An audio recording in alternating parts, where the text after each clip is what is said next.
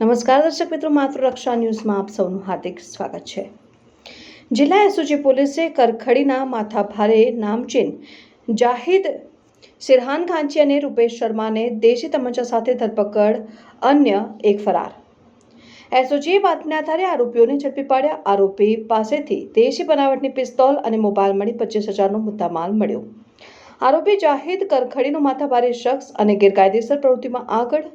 વડોદરા જિલ્લા એસઓજીએ રવિવારે રાત્રે પાદરા તાલુકાના વડુ પોલીસ સ્ટેશન વિસ્તારમાં બાતમીને આધારે રેડ કરીને વડુ પોલીસ સ્ટેશનના કરખડી ખાતેથી રૂપેશ પ્રમાદ શર્મા રહેઠાણ કરખડી મૂળ ભાગલપુર બિહાર, જાહિદ સિરહાન ખાંચી રહેઠાણ મણિનગર ફળિયું કરખડી, ત્રીજો આરોપી મૃત્યુંજય હરિકૃપાલ ત્રિવેદી મૂળ રહેઠાણ બાંદા યુપી જે ફરાર છે। પકડાયેલ જાહિદ કરખડીનો માથાભારે છે। સૂત્રો પાસેથી મળતી માહિતી પ્રમાણે જાહિદ અન્ય પ્રતિબંધિત ગાંજો, અફીણ, નશાકારક વસ્તુની હેરાફેરી કરે છે। જો પોલીસ રિમાન્ડ લઈને પૂછપરછ કરાશે તો ઘણા રાઝ ખુલશે તેમ મનાય છે।